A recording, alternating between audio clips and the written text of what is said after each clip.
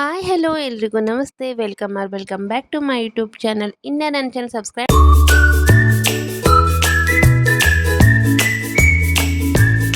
ಪಾಪು ಬೆಳಗ್ಗೆ ಎದ್ದ ತಕ್ಷಣ ಅವ್ರ ಪಪ್ಪನ ಜೊತೆ ಬ್ಯಾಟು ಬಾಲ್ ಆಡೋಕ್ಕೆ ಸ್ಟಾರ್ಟ್ ಮಾಡಿಬಿಟ್ಟಿದ್ದಾನೆ. ಬೆಳಗ್ಗೆ ಎಲ್ಲ ಮನೆಯೆಲ್ಲ ಕ್ಲೀನ್ ಮಾಡಿಕೊಂಡು ಹೊಸ್ತಿಗೆ ರಂಗೋಲಿ ಕುಂಕುಮ ಸಹ ಇಟ್ಬಿಟ್ಟು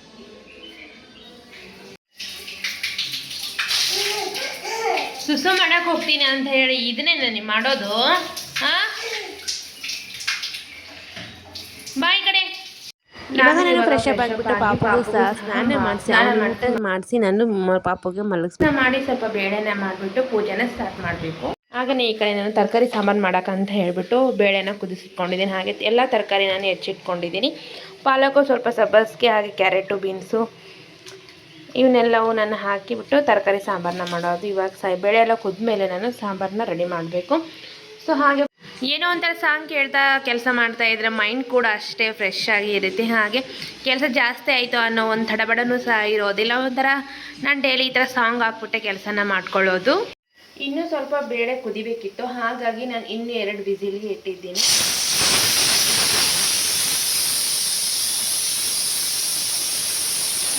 ವಿಸಿಲ್ ಬಂದರೆ ಸಾಕು, ಬೇಳೆ ಎಲ್ಲ ಚೆನ್ನಾಗಿ ಕುದಿರುತ್ತೆ. ಅದಕ್ಕೆ ಒಗ್ಗರಣೆ ಹಾಕಿ ರೈಸ್ನ ಮಾಡೋಣ. ರೈಸ್ನ ಮಾಡಿಬಿಟ್ಟು ಪೂಜೆನ ಸ್ಟಾರ್ಟ್ ಮಾಡೋಣ. ಹಾಗೆ ನಾನು ಜಾಸ್ತಿ ಜನ ಏನು ಮಾಡ್ತಾರೆ, ವೀಡಿಯೋಸ್ನ ನೋಡ್ತಾರೆ ಆದರೆ ಸಬ್ಸ್ಕ್ರೈಬ್ ಮಾಡ್ಕೊಳ್ಳೋ. ಹಾಗೆ ಇನ್ಸ್ಟಾದಲ್ಲೂ ಕೂಡ ಅಷ್ಟೇ, ವೀಡಿಯೋಸ್ನ ನೋಡ್ತೀರಾ, ಫಾಲೋನ ಮಾಡ್ಕೊಳ್ಳೋದಿಲ್ಲ. ಹಿಂಗೆ ಯಾಕೆ ಮಾಡ್ತೀರಾ?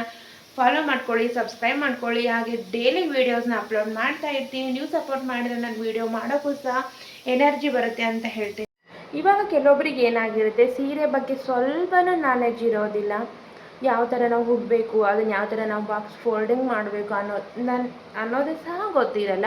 ನನ್ನ ಹಿಡಿದೆ ನಾನು ಹೇಳ್ತಾ ಇದ್ದೀನಿ. ನನಗೂ ಸಹ ಯಾವ ಥರ ಬಾಕ್ಸ್ ಫೋಲ್ಡ್ ಮಾಡಬೇಕು, ಯಾವ ಥರ ಸೀರೆ ಉಟ್ಕೊಳ್ಬೇಕು ಅನ್ನೋದಂತೂ ನನಗೆ ಸ್ವಲ್ಪನೂ ಗೊತ್ತಿದ್ದಿಲ್ಲ.